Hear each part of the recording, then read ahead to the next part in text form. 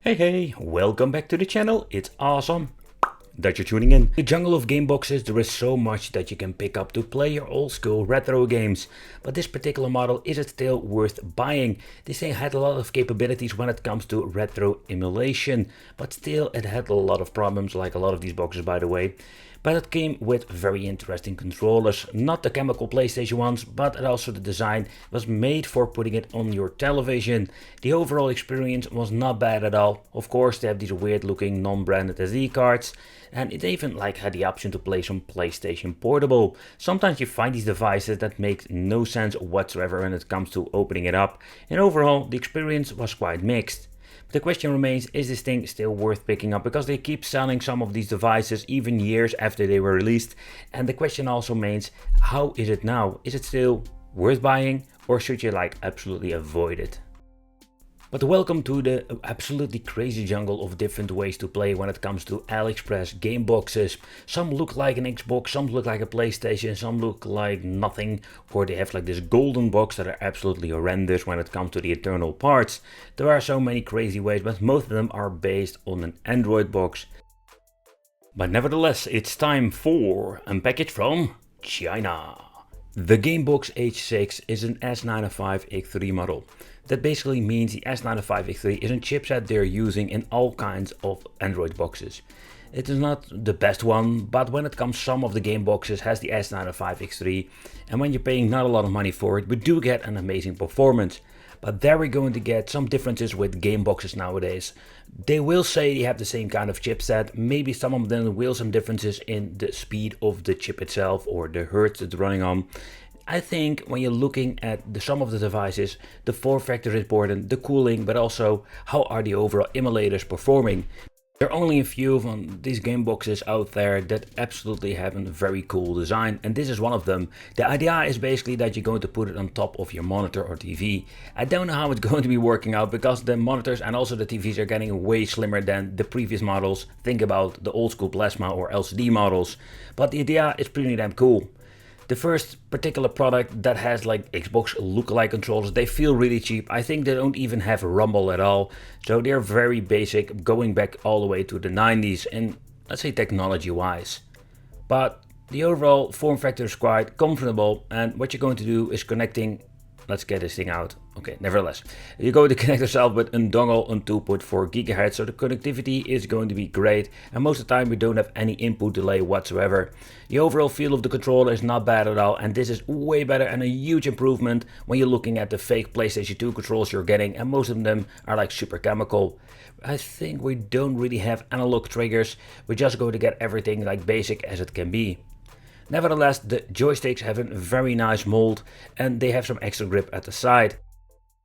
Of course, we're going to get every single necessary cable, then of course a quick manual how you need to operate, or better said connect it, and how you need to set it up. Some of them are not even in English, but nevertheless in here we're going to get ourselves the needed cabling, USB and the HDMI cable.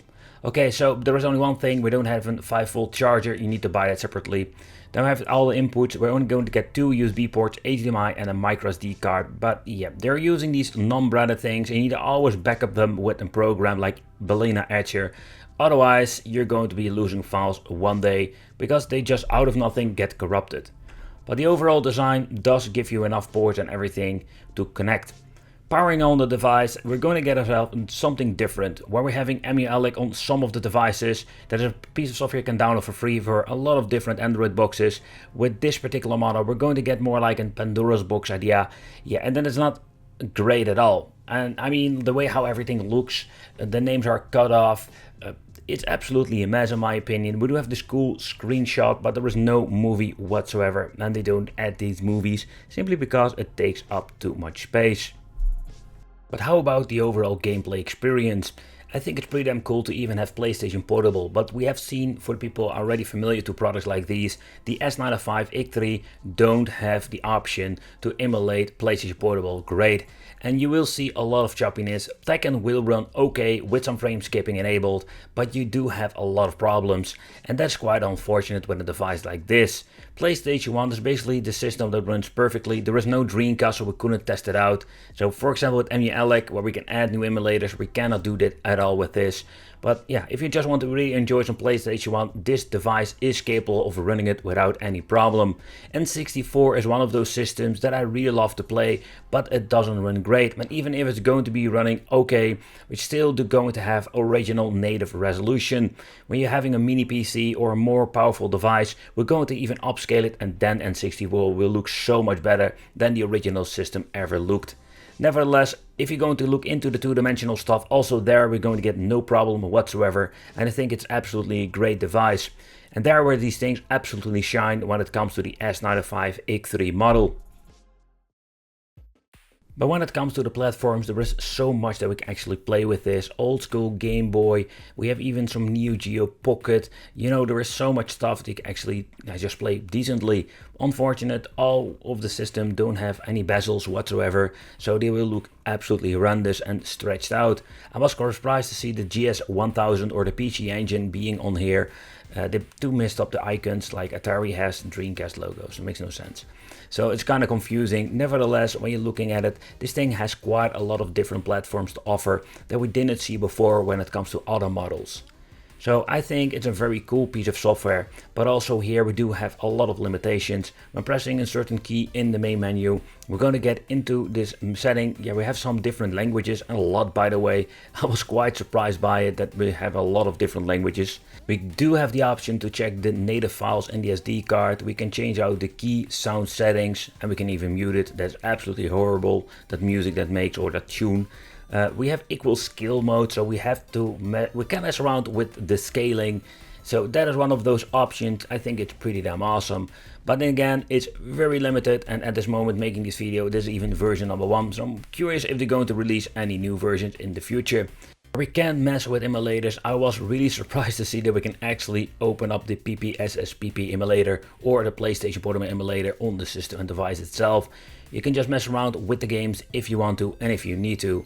So with settings over here, it has been set to OpenGL, frame skipping set to 1, and I can tell you some of the games will run, but if you just look at in God of War that are very demanding, those games will not run at all, so it's going to be in hit or miss. It's quite interesting that they set the filtering to 16 times, but overall when you're looking at it, I'm very glad that we can mess around with PSP, because there we're going to need it, absolutely.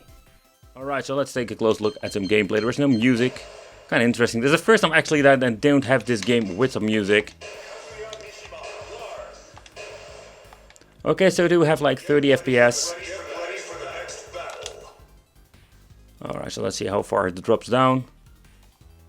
22. Yeah, so you know, these boxes are not great to play on PlayStation Portable. There will be games playable, but when you're looking at the overall product, I think it's a very genius way how they made it. It is not something they grabbed from the shelf and just slapped it with some emulators. They did a completely rehaul when it comes to the PCB, added some LEDs, they made it a one unique product. And I must give them some extra kudos for that. Unfortunate, they just want to be cheap and they're using this S95 XT3. I wish they used the one from the GT King at least, so we have way better overall performance. If you should pick this up is of course your own choice. I think it does have like some cool novelties to it, and you can put it on your television and give it like a personal position, but yeah, is it really worth buying it for that? Because it does have a lot of problems. For example, you cannot mess around with emulators, so what you see actually is what you're going to get. Thank you all for watching, consider subscribing, hit the little bell, and it would be great to see you in the next video.